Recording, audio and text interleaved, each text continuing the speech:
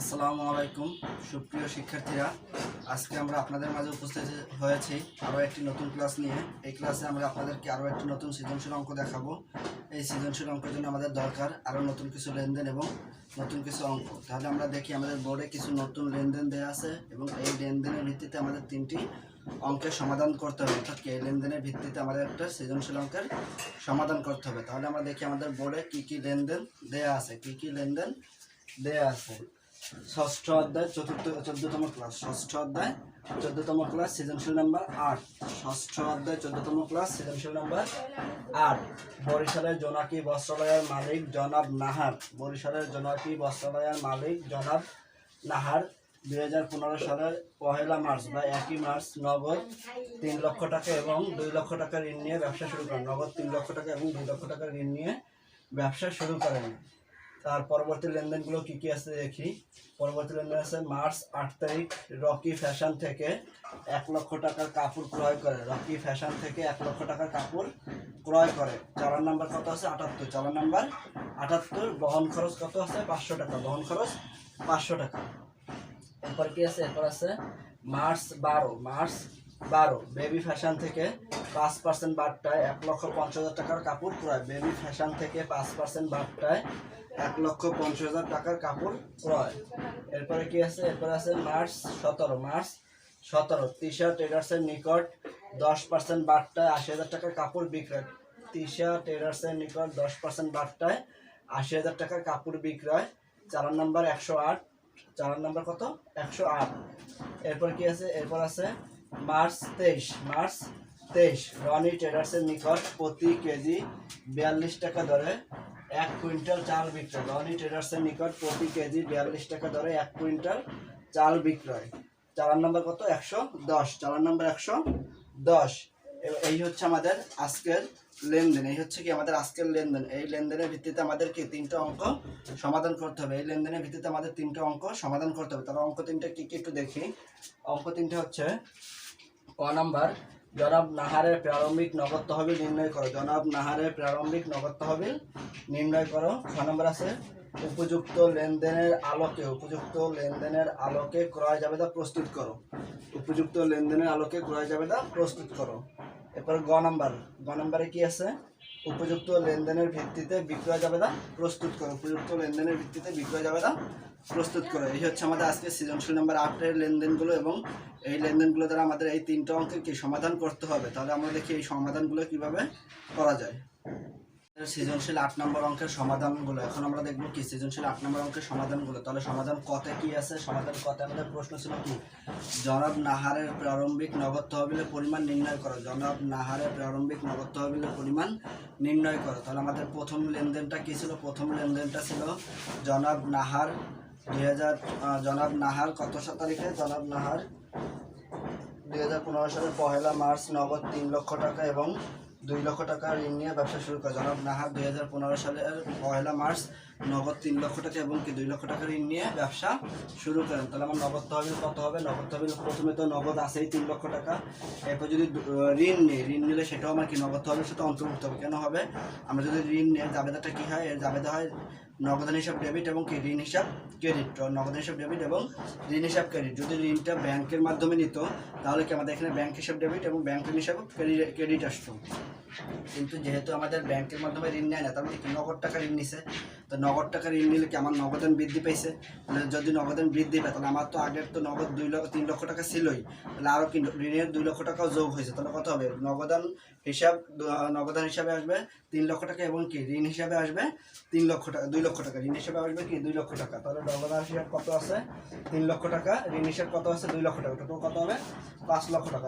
Total 5 লক্ষ টাকা। এই হচ্ছে কি আমাদের প্রারম্ভিক নগদ তহবিল। এই হচ্ছে কি আমাদের প্রারম্ভিক নগদ তহবিল। কত টাকা? 5 লক্ষ টাকা। কি কি নগদ আছে? 3 লক্ষ এবং ঋণ আছে 2 লক্ষ। এই হচ্ছে আমাদের প্রারম্ভিক নগদ তহবিল।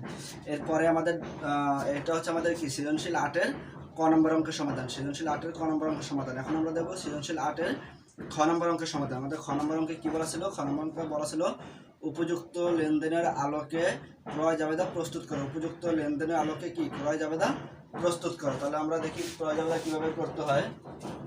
খ নাম্বার, জোনাকি বস্ত্রালয় এর ক্রয় জাবেদা, জোনাকি বস্ত্রালয় এর ক্রয় জাবেদা। তাহলে আমাদের ক্রয় জাবেদা, বিক্রয় জাবেদা, ক্রয় ফেরত জাবেদা, বিক্রয় ফেরত জাবেদা কয়টা ঘর থাকে? ঘর থাকে 6টা। ঘর থাকে কয়টা? 6টা। কি কি? তারিখ, ডেবিট হিসাব খাত বা ক্রেডিট হিসাব খাত, এরপর কি শর্ত, চালান, সূত্র এবং টাকার ঘর এবং কি টাকার ঘর। তাহলে আমরা প্রথমে দেখি তারিখ হচ্ছে তারিখ, ডেবিট হিসাব খাত, শর্ত, চালান, সূত্র। আর টাকার ঘরে আমরা কি লিখবো? ক্রয় হিসাব ডেবিট এবং কি পাওনাদার হিসাব ক্রেডিট। কারণ জাবেদা, ক্রয় জাবেদা এবং বিক্রয় জাবেদা, ক্রয় ফেরত জাবেদা, বিক্রয় ফেরত জাবেদা এই চারটা জাবেদা করার সময় টাকার ঘরে টাকা লেখা যায় না, লেখা যায় কি ওই জাবেদাটা লিখতে হয়, টোটাল জাবেদাটাই লিখতে হয়। তাহলে আমরা কি লিখবো? ক্রয় হিসাব ডেবিট এবং পাওনাদার হিসাব ক্রেডিট। এইখানে পাওনাদার হিসাব কেন আসবে? ক্রয় জাবেদা, বিক্রয় জাবেদা, ক্রয় ফেরত জাবেদা, বিক্রয় ফেরত জাবেদা সবসময় বাকিতে বিক্রয় যে লেনদেনগুলো থাকে সেই লেনদেনগুলো দ্বারা কি প্রস্তুত করা হয়, সেই লেনদেনগুলো দ্বারা প্রস্তুত করা হয়। এই জন্য কি এখানে সবসময় দেনাদার বা পাওনাদারের সাথে সম্পৃক্ত থাকবে, দেনাদার বা পাওনাদারের সাথে সম্পৃক্ত থাকবে। তাহলে ক্রয় জাবেদা হলো কি পাওনাদার এবং বিক্রয় জাবেদা হলে দেনাদার। তাহলে ক্রয় জাবেদা এবং বিক্রয় জাবেদা কিসের সাথে সম্পৃক্ত থাকবে? দেনাদার এবং কি পাওনাদার, দেনাদার এবং পাওনাদার। তাহলে আমাদের ক্রয় জাবেদা যদি বাকিতে ক্রয় করে তাহলে তার লেনদেন কি জাবেদা কি হবে? বাকিতে ক্রয় করলে জাবেদা হবে ক্রয় হিসাব ডেবিট এবং কি পাওনাদার হিসাব ক্রেডিট। তাহলে আমরা দেখি আমাদের ক্রয় জাবেদা কীভাবে প্রস্তুত করব। তারিখ কত? তারিখ 2015 ইংরেজি, 2015 ইংরেজি। প্রথমে কি আছে? March 8, March 8। এখানে কি হবে? রকি ফ্যাশন থেকে 1 লক্ষ টাকার কাপড় ক্রয় করেন, যার কি চালান কত? চালান নাম্বার 78, চালান নাম্বার 78। তাহলে আমরা কি লিখবো? Rocky fashion. এখানে কি লিখছি? ক্রেডিট হিসাব খাত। কেন ক্রেডিট হিসাব খাত লিখছি? যে আমরা ক্রয় হিসাব করতেছি, তা যে হিসাবটা আমরা করবো তার উল্টো নামটা লিখবো। তাহলে ক্রয় হিসাব যদি করি, ক্রয় হিসাব কোথায় থাকে? ডেবিটে থাকে। ক্রয় হিসাব থাকে ডেবিটে, তাহলে উল্টো নামটা কি আছে? পাওনাদার। যেহেতু পাওনাদারের নাম এখানে দেওয়া আছে, অর্থাৎ কি রকি ফ্যাশন, রকি ফ্যাশন কি পাওনাদারের নাম, এই জন্য আমরা এখানে সরাসরি কি লিখছি? পাওনাদারের নাম লিখছি। আর এখানে কি লিখছি?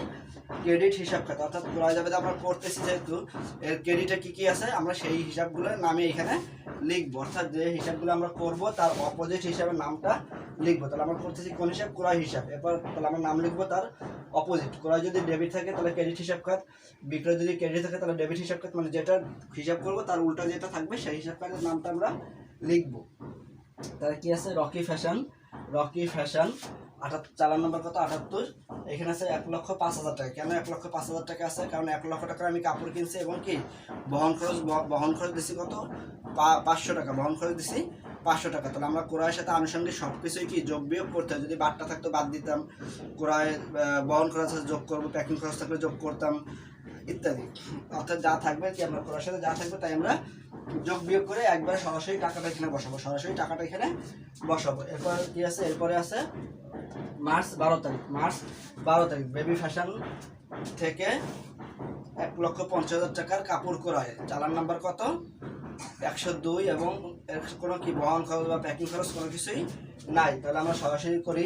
বেবি ফ্যাশন আমাদের কত পার্সেন্ট ছিল? 5%। কত পার্সেন্ট ছিল? 5%। তাহলে 1,20,050 টাকা যদি 5% আমরা করি তাহলে 1,50,000 টাকা 5% করলে কত হয়? 7,500 টাকা, 7,500 টাকা। তাহলে যদি আমরা 1,50,000 থেকে 7,500 টাকা বাদ দিই তাহলে থাকে কত? 1,42,500 টাকা, 1,42,500 টাকা। তাহলে আমাদের 8 তারিখে রকি ফ্যাশনের ছিল কত?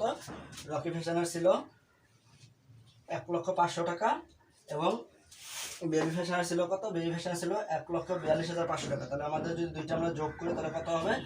2,43,000 টাকা, 2,43,000 টাকা। এই হচ্ছে আমাদের কি ক্রয় জাবেদা, এই হচ্ছে আমাদের ক্রয় জাবেদা। তাহলে ক্রয় জাবেদা আমাদের কি কি এন্ট্রি আসবে? আমরা যে এন্ট্রিগুলো ক্রয় করছি শুধুমাত্র কি সেই লেনদেনগুলাই এখানে আসবে, কারণ এখানে বলা হয়েছে উপযুক্ত লেনদেনের আলোকে ক্রয় জাবেদা প্রস্তুত করে। তাহলে আমরা যে লেনদেনগুলোর মাধ্যমে ক্রয় করছি, অর্থাৎ ক্রয় সংক্রান্ত যে লেনদেনগুলো আছে সেই লেনদেনগুলো দ্বারাই আমাদের ক্রয় জাবেদাটা করতে হবে। তাহলে এই হচ্ছে আমাদের ক্রয় জাবেদা। এটা হচ্ছে কি আমাদের সৃজনশীল 8-এর খ নম্বর অঙ্কের সমাধান, সৃজনশীল 8-এর খ নম্বর অঙ্কের সমাধান। এখন আমরা দেখবো সৃজনশীল 8-এর গ নম্বর অঙ্কের সমাধান।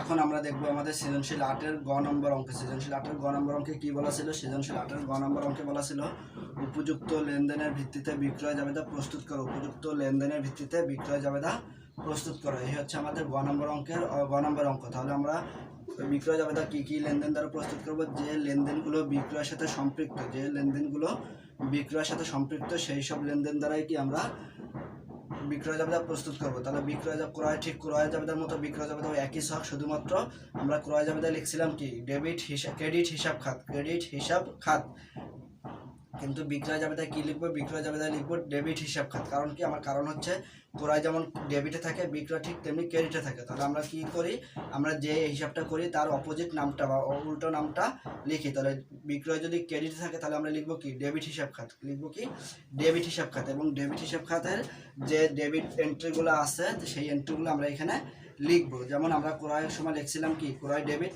এবং ক্রয়ের সাথে ক্রেডিট কি হয় পাওনাদার। তাহলে পাওনাদারের নাম দেওয়া ছিল, আমরা নাম লিখছি। তাহলে এখানে আছে কি বিক্রয় ক্রেডিট, আর লিখবো কি বিক্রয় দেনাদার হিসাব। তাহলে দেনাদারের যেহেতু নাম দেওয়া আছে সেহেতু কি দেনাদারের নামগুলো আমরা এখানে লিখবো। তাহলে দেনাদারের বিক্রয় জাবেদার ঘর থেকে কয়টা, 6টা। কি কি ঘর থেকে, তারিখ, ডেবিট হিসাব খাত, শর্ত, চালান, সূত্র এবং টাকা তাহলে আমরা দেখি তারিখ, ডেবিট হিসাব খাত, শর্ত, চালান নাম্বার, সূত্র এবং কি দেনাদার হিসাব ডেবিট, বিক্রয় হিসাব ক্রেডিট। দেনাদার হিসাব ডেবিট, বিক্রয় হিসাব ক্রেডিট। তাহলে আমাদের কত তারিখে আছে, 2015 ইংরেজি মার্চ 17 তারিখে কি ছিল, মার্চ 17 তারিখে ছিল তিশা ট্রেডার্সের নিকট 10% বাট্টায় 80,000 টাকার কাপড় বিক্রয়। তিশা ট্রেডার্সের নিকট 10% বাট্টায় 80,000 টাকার কাপড় বিক্রয়। চালান নাম্বার 108। চালান নাম্বার কত, 108। তাহলে এখানে আমার কি আছে, এখানে আছে তিশা ট্রেডার্সের নিকট 10% বাট্টায় 80,000 টাকার কাপড় বিক্রয়। তাহলে আমার এখানে কোনো বহন খরচ বা প্যাকিং খরচ বা বিমা খরচ কোনো কিছুই নাই, শুধুমাত্র আছে কি কারবারি বাট্টা, শুধুমাত্র আছে কারবারি বাট্টা। তাহলে আমার কারবারি বাট্টা কত আছে, 10%। কারবারি বাট্টা আছে 10%। তাহলে আমি মোট বিক্রয় করছি কত, 80,000 টাকা। তাহলে 80,000 টাকা যদি আমরা 10% করি তাহলে কত টাকা হবে, 80,000 টাকা 10% করলে হবে 8,000 টাকা। তাহলে 80,000 টাকা 10% করলে যদি 8,000 টাকা হয়, তাহলে আমরা টোটাল আমাদের বিক্রয় ছিল কত, 80,000 টাকা। এই 80,000 টাকা থেকে আমরা বাদ দিব কত, 10% করলে হয় 8,000 টাকা। এই 80,000 টাকা থেকে আমরা 8,000 টাকা বাদ দিব, বাদ দিলে কত থাকবে, 72,000 টাকা। বাদ দিলে থাকবে 72,000 টাকা। অর্থাৎ কি তিশা ট্রেডার্স চালান নাম্বার 108, টাকা কত, 72,000 টাকা, 72,000। এরপরে আছে কি, এরপর আছে মার্চ 23 রনি ট্রেডার্সের নিকট 100 টাকা দরে 42 টাকা দরে, রনি ট্রেডার্সের নিকট 42 টাকা দরে 1 কুইন্টাল চাল বিক্রয়। রনি ট্রেডার্সের নিকট 42 টাকা দরে 1 কুইন্টাল চাল বিক্রয়। তাহলে এখানে আমাদের কি কোনো কারবারি বাট্টা, কোনো প্যাকিং খরচ, বিমা খরচ, বহন খরচ কোনো কিছুই নাই, এবং কোনো কিছুই নাই, শুধু কি আমাদের বিক্রয় করছি। তাহলে আমরা জানি কি 1 কুইন্টাল সমান সমান 100 কেজি। 1 কুইন্টাল সমান সমান কত, 100 কেজি। আমরা জানি 1 কুইন্টাল সমান সমান 100 কেজি। তাহলে 42 টাকা যদি প্রতি কেজির দাম হয়, তাহলে 100 কেজির দাম হয় কত, 4,200 টাকা। 100 কেজির দাম হয় 4,200 টাকা। যেহেতু আমাদের এখানে আনুষঙ্গিক কোনো খরচ যোগ বিয়োগ করতে হবে না সরাসরি, তাহলে আমরা কি করবো, সরাসরি 4,200 টাকা বসাই দিব। তাহলে কত আছে, কি আছে, 23 তারিখ মার্চ 23 রনি ট্রেডার্স চালান নাম্বার 110, 4,200 টাকা কি করছি, আমরা চাল বিক্রি করছি। তাহলে আমাদের কত হবে, যদি আগের বার বিক্রি করছিলাম কাপড় 72,000 টাকা আগের লেনদেনে, অর্থাৎ 17 তারিখে, এবং 23 তারিখে বিক্রি করছি চাল 4,200 টাকা। তাহলে কত, 72,000 আর 4,200 কত, 76,200 টাকা। এই হচ্ছে আমাদের বিক্রয় জাবেদার মোট কত, 76,200 টাকা। এই হচ্ছে আমাদের বিক্রয় জাবেদা। আমাদের আজকের লেনদেনে আজকের লেনদেনের ভিত্তিতে আমরা 3টা অঙ্কের সমাধান করছি। অঙ্ক 3টা ছিল কি কি, প্রারম্ভিক নগদ তহবিল নির্ণয়, ক্রয় জাবেদা তৈরি এবং কি বিক্রয় জাবেদা তৈরি। তাহলে অঙ্ক 3টা আমরা সমাধান বোর্ডে দেখাইছি। যদি আপনাদের বুঝতে কোনো সমস্যা হয় তাহলে কি অবশ্যই আমাদেরকে কমেন্ট করে জানাবেন। এবং আমাদের ক্লাসগুলো যদি আপনাদের ভালো লাগে তাহলে কি অবশ্যই আমাদের চ্যানেলগুলো সাবস্ক্রাইব করবেন।